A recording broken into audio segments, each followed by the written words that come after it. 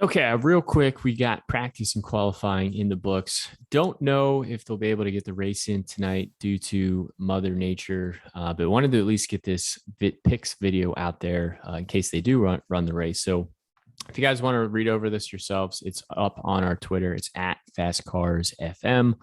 But let's just hop right into it. We already have the preview video up of some guys who were high on coming into the week, and now we kind of have our final thoughts and our final picks video. So um, I'll start with you, Kev. Looking at the top range here from Ryan Preece up to John Hunter, what's kind of your thought process after practice and qualifying with some of these drivers? I think it's relatively straightforward. I mean, John Hunter was damn near a half a second faster than everybody else. So that's fast, all caps right there. In practice, and he qualified first. Like, there's no reason this dude shouldn't win the race unless he wrecks out, something crazy happens. So if you're only playing one line, plug John Hunter in, and then I'd probably forget about everyone else in this range other than maybe Ben Rhodes, just because he offers some PD. But if you are playing John Hunter with the idea that he's half second faster than anyone, he's gonna lap the whole damn field or do something crazy, he's gonna lead all the laps, get all the down points, then there's no point to get anybody else that's starting probably top 10. I mean, you could maybe make an argument farther down in that range, but because he's going to lead all the laps. So at that point, I think you just hammer in the PD. So like a Ben Rhodes, some of these guys farther down.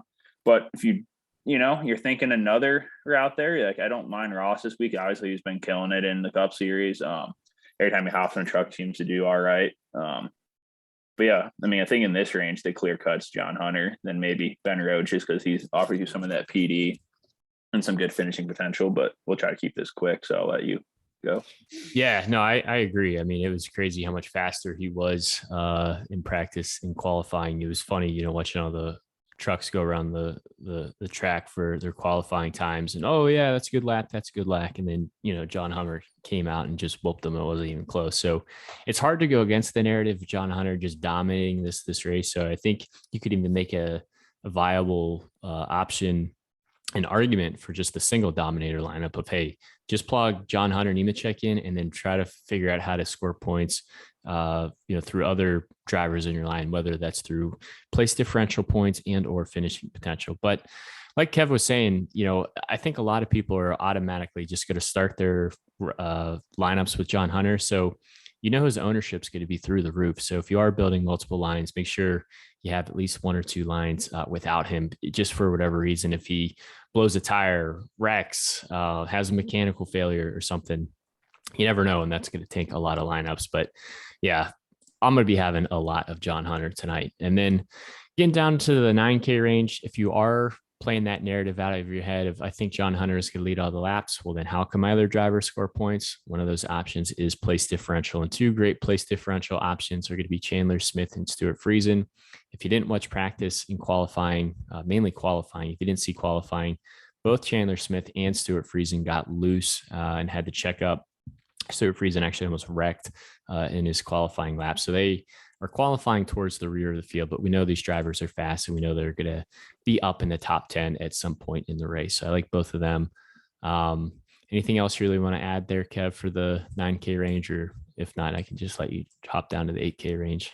I think you nailed that 9K range. I think kind of where I'm going with that is just grabbing those PD plays. Now I think this 8K range here is a little interesting because if you want to go against the John Hunter, whether you're playing multiple lines or you're just risking it for the biscuit, I think Ty Majeski would be a really solid pivot off of John Hunter. That allows you to get some of these other guys that are a little more GPP that are in this range. But Ty was top 3 in practice, qualified on the front row. So obviously he's got a really fast car in all aspects.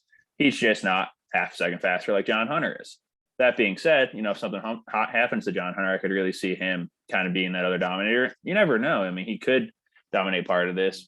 John Hunter has some issues on pit road or something happens like that, gets knocked back for a while, Ty Majeski takes over, and then John Hunter makes his way back up.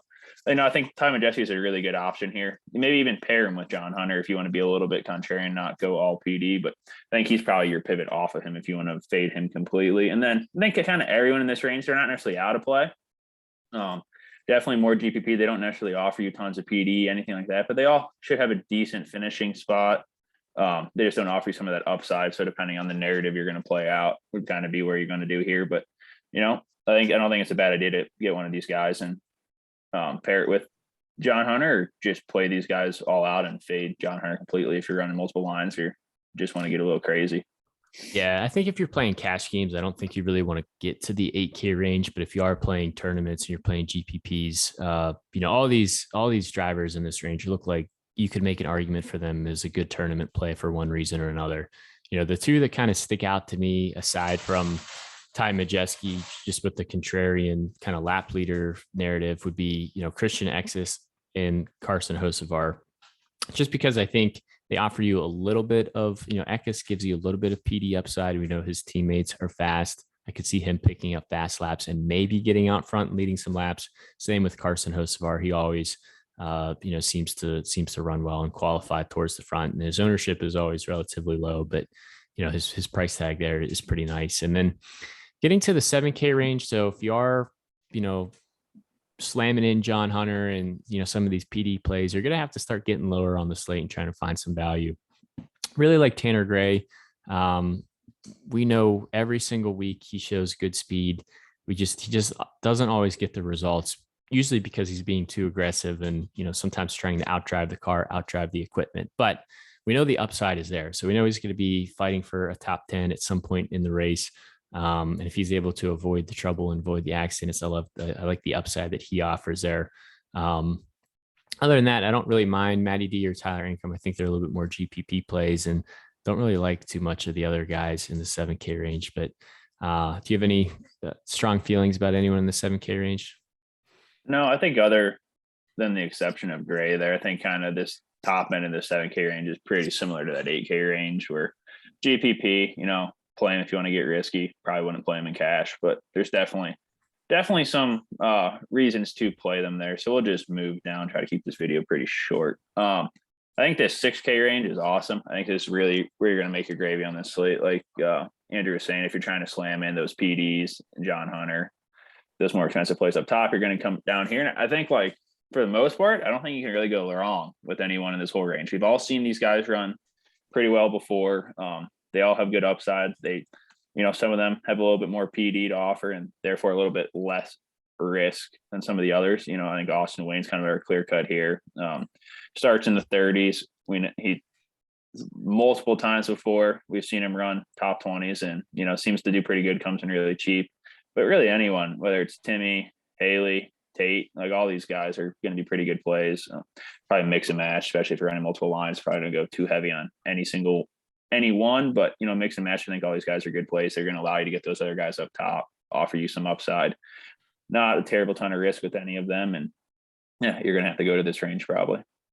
Yeah, I like the 6K range a lot, and I love what you just said. Just kind of mix and match. I don't think you can really go wrong. I think this is a good way to kind of mix up your lines a little bit too. If you kind of have your core drivers of John Hunter and a couple place differential plays, and then trying to build 2 or 3, maybe 4 or 5 lineups with, pivoting the 2 or 3 of these drivers in this range. And then if you get down to the punt options, really only 2 kind of stick out to me would be Dean Thomas and Lawless Allen, only because of, A, the equipment that they're in, and B, the speeds that they were showing in practice. Lawless would be a little bit more of an aggressive play.